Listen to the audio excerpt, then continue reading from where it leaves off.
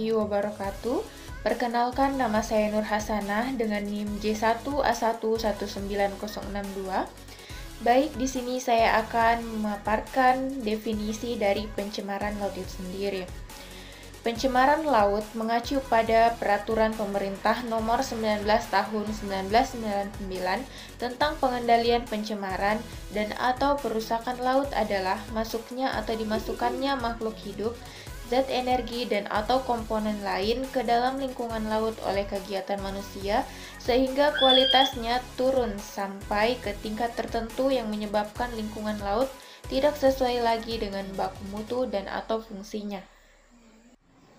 Seperti yang kita ketahui bersama bahwasannya kegiatan manusia yang sebagian besar dilakukan di daratan, disadari atau tidak, secara langsung maupun tidak langsung, berdampak terhadap ekosistem di lautan.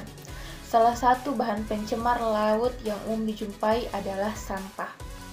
Berdasarkan dokumen pemantauan sampah laut Indonesia tahun 2017 yang diterbitkan oleh Kementerian Lingkungan Hidup dan Kehutanan atau KLHK menunjukkan bahwa sampah laut di Indonesia didominasi oleh sampah plastik sebesar 41% dari keseluruhan komposisi sampah laut Indonesia. Selanjutnya yaitu faktor penyebab terjadinya pencemaran laut. Faktor penyebab yang dapat menimbulkan terjadinya pencemaran air pada suatu kawasan di suatu pesisir adalah sampah yang dibuang sembarangan tanpa tanggung jawab. Hal ini dikarenakan masih banyak masyarakat yang kurang sadar akan pentingnya menjaga kebersihan itu sendiri. Seringkali kita melihat banyak orang yang secara disengaja membuang sampah ke laut karena mereka tidak mengetahui dampaknya pada perairan tersebut. Jika hal ini terus berlanjut, maka akan menimbulkan pencemaran air di kawasan pesisir tersebut. Hingga saat ini pula, kita sudah melihat berbagai kasus dalam media berita yang menemukan sampah di dalam perut hewan yang sudah mati, mulai dari ikan kecil, bahkan ikan besar seperti ikan paus, kura-kura, hingga penyu. Selanjutnya yaitu mengenai upaya penanganan. Hingga saat ini banyak hal yang diupayakan pemerintah dalam penanganan permasalahan pencemaran dan sampah di laut. Upaya tersebut dilibatkan berbagai instansi teknis yang meliputi Dinas Lingkungan Hidup, Dinas Pekerjaan Umum, Dinas Kesehatan, dan lainnya, namun tetap perlu upaya yang lebih besar, sinergis, dan efektif dalam mengurangi permasalahan sampah agar dapat terselesaikan dengan baik. Dari segi perlindungan hukum dalam rangka penanggulangan sampah, pemerintah telah menerbitkan Peraturan Pemerintah Nomor 81 Tahun 2012 tentang pengelolaan sampah rumah tangga dan sampah sejenis rumah tangga, di mana pada pasal 13 dinyatakan bahwa produsen wajib melakukan pendaur ulang sampah.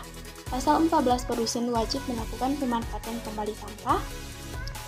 Sampai saat ini telah banyak upaya yang dilakukan dengan berusaha melakukan pengolahan sampah, konversi ke bentuk lain atau mengolah sampah menjadi biji sampah, akan tetapi belum bisa diselesaikan dengan maksimal. Baik, materi selanjutnya adalah saran langkah atau tindak untuk peningkatan pelaksanaan pengendalian.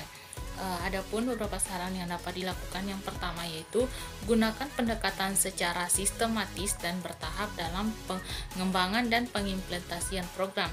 Yang kedua, gunakan prinsip-prinsip pengelolaan pesisir dan laut terpadu dan prinsip code environmental. Yang ketiga, laksanakan tahapan-tahapan pengelolaan pesisir dan laut secara terpadu. Yang keempat, libatkan masyarakat, ilmuwan, pengusaha, dan stakeholder lainnya dalam proses pelaksanaan program. Yang kelima, integrasikan informasi lingkungan, teknologi, ekonomi, dan sosial sejak awal dalam suatu proses. Berikutnya, ciptakan mekanisme keuangan yang berkesinambungan untuk mendukung program pengendalian. Yang terakhir, kembangkan kemampuan sumber daya manusia dalam pelaksanaan program pada semua tingkat. Itu saja yang dapat saya sampaikan. Terima kasih. Wassalamualaikum warahmatullahi wabarakatuh.